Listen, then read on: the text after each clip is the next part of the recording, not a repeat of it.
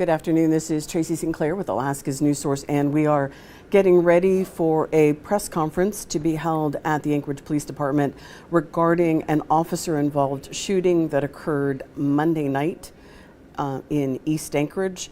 It happened about 9:30 on Monday evening, and it looks like Chief Designee Bianca is walking in. Let's listen to this press conference.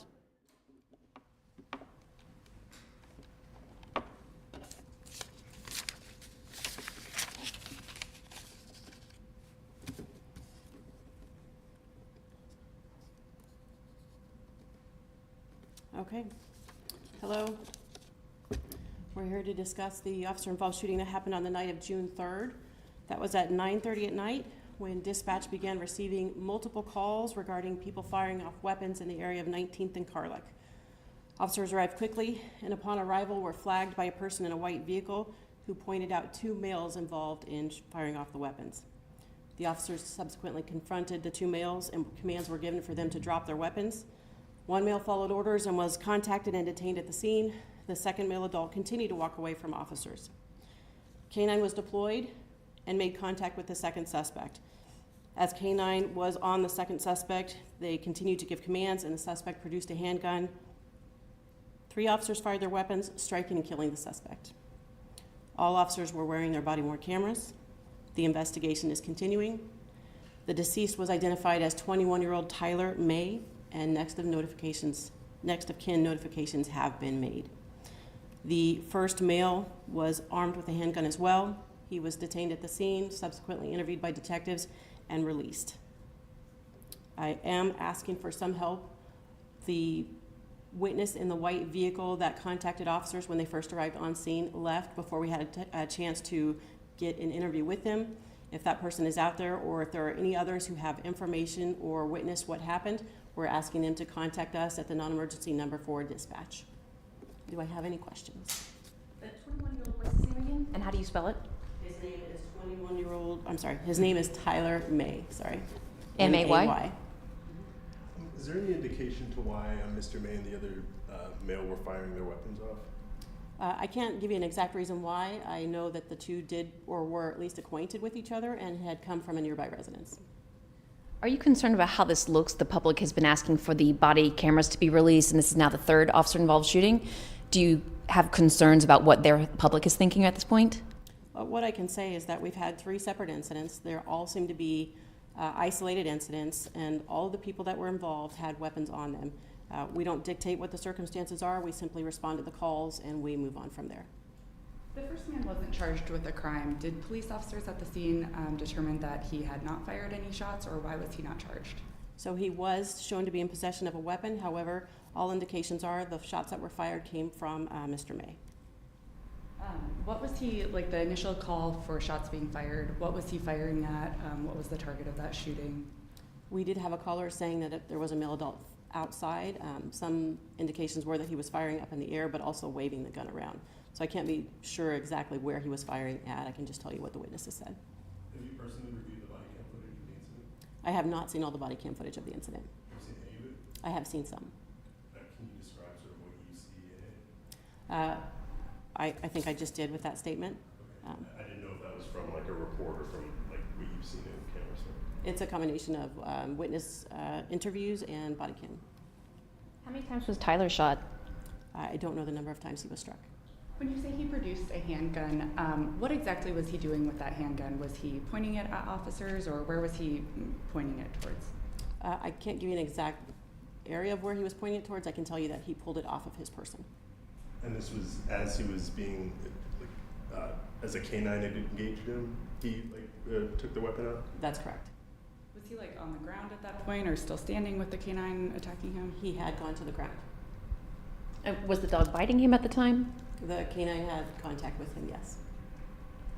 Were there any was there any damage or injuries for the shots fired that police were initially called to the scene for?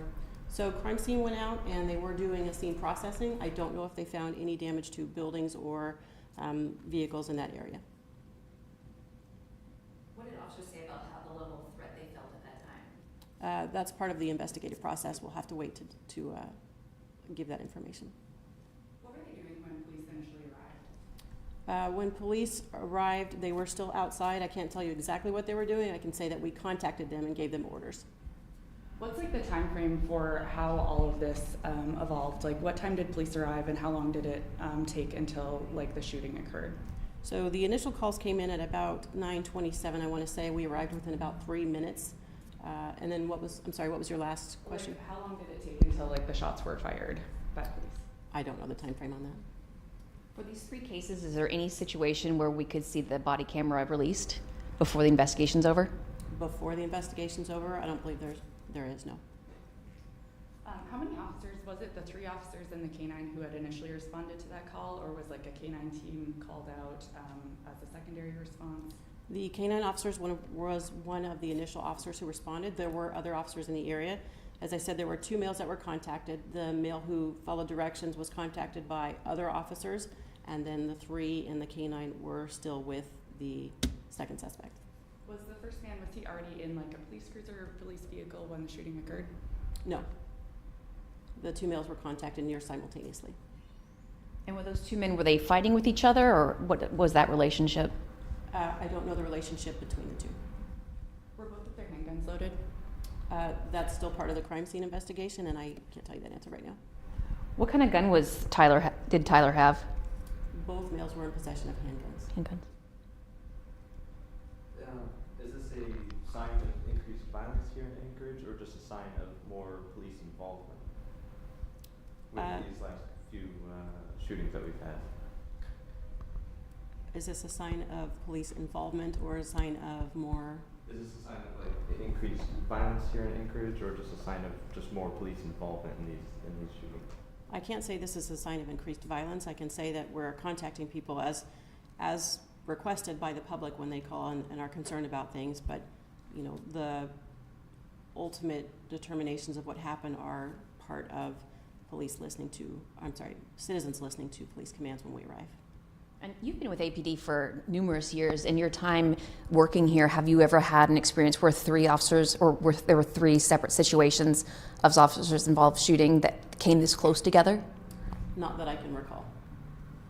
Can you describe a bit the interaction between the K-9 and the suspect? So I'm curious, like timing-wise, how long between like it bit him hitting the ground, him producing a firearm, and ultimately being shot? I don't have an exact timeline for that. I'm sorry, the question was, can we produce a timeline for the K-9 bite and then the shots that were fired? Sure.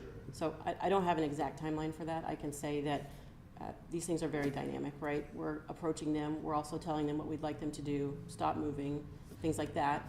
And when they don't listen, then the K-9 is deployed, and we are then, still giving commands. And at this point, they're still not listening. So further action is needed. And is this going to follow the same process as the other 2 shootings, where there's going to be an internal investigation and then a state investigation? Yes, all of these investigations are the same in that there is a criminal investigation, an internal investigation, and then Office of Special Prosecutions reviews and makes their determination.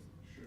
And on that topic, I overheard at a public safety committee meeting today that you had completed your internal investigation for the Christopher Handy shooting on, I think, May 22nd? That's incorrect. Oh. If you're saying internal investigation, meaning the criminal portion of the investigation, the criminal portion investigated by detectives is complete and has been handed over to Office of Special Prosecutions. There is a separate internal investigation that goes over policy and procedures that has not been completed yet. And do you have a rough timeline on that, just so maybe the public can have a better timeline on when this shooting would also sort of be complete, that investigation? You're asking for a better timeline for which portion? For the Christopher Handy shooting, just so, in my head, if the Christopher Handy shooting happened about 3 weeks ago and, it's still in process, it makes me think that a similar sort of process would play out for this current shooting. So we do try to finish these investigations as quickly as possible. However, now we're talking about 3 in a shorter length of time, not to mention we have other homicide investigations that we are still working on. So these will be finished as quickly as we can, but once they are handed over to the Office of Special Prosecutions, that timeline is really theirs in determination. So we will have to work off of that when they make their determination, and that would be a question for them. Do you have concerns the public might not trust the police department since the video has not been released? I understand that people want to see the video. However, we're following protocol and policy by completing our investigation first before we determine whether or not we'll release that. Where does the investigation stand, APD's criminal investigation stand into the Saturday shooting involving Bordakovsky? That is still an open and active investigation. So it hasn't been handed off to OSP at this point? It has not. Okay. And do you know how many times he was shot? I don't. Is he still hospitalized? My understanding is he is still in the hospital, but I have not checked today. In the past, APD has held press conferences for officer-involved shootings on the same day as the shooting. With the last shooting and this one, there's been a day or two delay in that. What's the reasoning behind that? So we're discovering that we have more things to look at before we can actually give all the information, and we have body-worn camera to try and review before that. However, you know, we're recognizing that it takes a while to get through some video. In some cases, we have a lot more video than others, so we're trying to work through initial things first before we give more information. Have officers obtained other video other than body-worn camera for this most recent shooting, like surveillance footage or other camera footage from the area? That would be a question for crime scene. I'm not sure if there was other cameras in that area.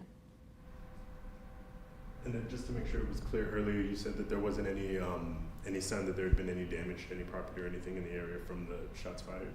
That would have been looked for by crime scene, and I don't know at this time whether they found any damage from gunshots. How close was the first man who was being detained by officers to the suspect when he was shot? I don't have an exact distance for you. Can you talk about how close they were to the senior center? I don't have an exact determination for you on that either. I mean, they were right close to the senior center by a door is what one caller said when we initially were responding. So, any other questions?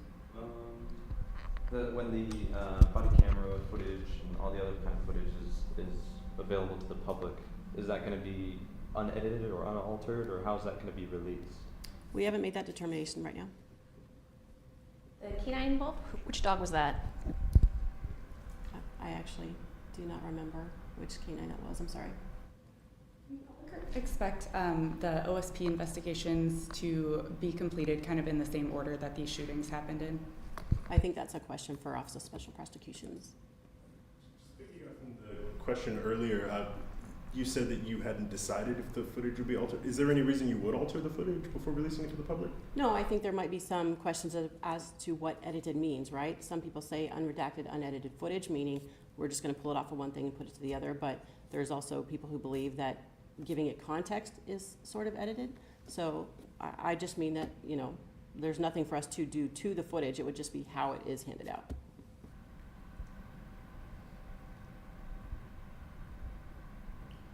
Okay. Thank you for your time.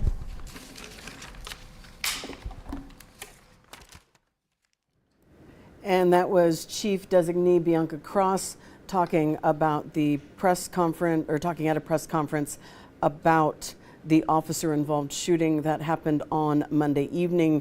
One man was taken into custody and another was died as a result of those injuries. So we will continue to follow this story, of course. We will have more tonight at 4, 5, 6, and 10 on Alaska's News Source, and you can find the very latest on alaskasnewssource.com.